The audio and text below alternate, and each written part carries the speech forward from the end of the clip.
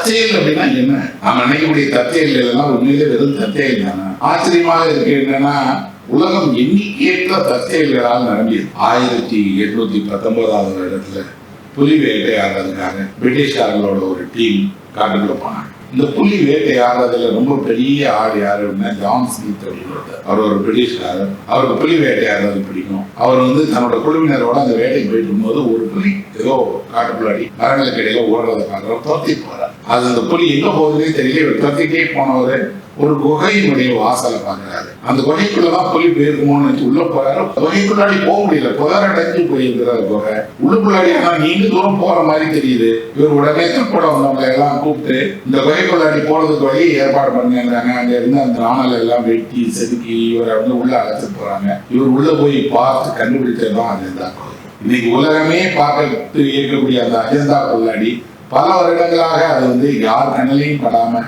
மறைந்து புதராக வண்டி இருந்த அந்த வயிறுலாடி ஒரு புலி அவர் அழைத்து போகுது. அந்த புலி உண்மையில என்ன யோசிப்பாங்க. அது ஏன் அவர் கண்ணில் படணும்? அது ஏன் இந்த 10ஆம் குகையை நோக்கி போகணும்?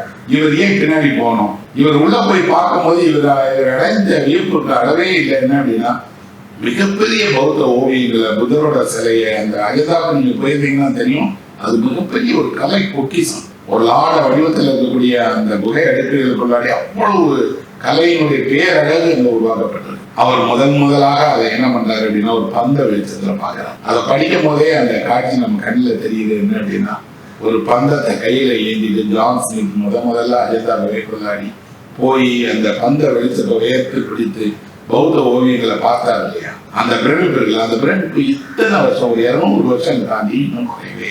இந்தியாவினுடைய கலை அடையாளங்களில், பண்பாட்டு அடையாளங்களில் பௌத்த அடையாளம் ஒன்னா அஜந்தா மாறி. வரலாற்றில் இது ஒரு சிறு நிகழ்ச்சி. ஆனா ஒரு எழுத்தாளனுக்கு என்ன அப்படின்னா, ஒரு வேட்டையாட சென்ற ஒரு புலி ஒருத்தனுக்கு ஒரு பெரிய அதிசயத்தை காட்டி. அப்போ நீங்க துரத்திக்கு போன ஒரு புலி உண்மையிலே ஒரு விலங்கு அல்ல. வாழ்வினுடைய ஏதோ ஒரு மாய கரம் தான் நம்மளை அழைத்து போகுது. அந்த மாய கரம் தான் அந்த 10ஆம் குகையை உள்ளாடி கொண்டு போகுது. அந்த மாய கரம் தான் உலகத்தினுடைய கண்களில் இருந்து மறைந்த அத்தனை கலை அழகுகளையும் காட்டி. அப்படின்னா என்ன? ஏதோ ஒரு இடத்துல எங்கேயோ மறைந்திருக்கக்கூடிய ஒரு தற்செயலினுடைய கரம் உங்களுக்கு திரும்பி அறிமுகப்படுத்த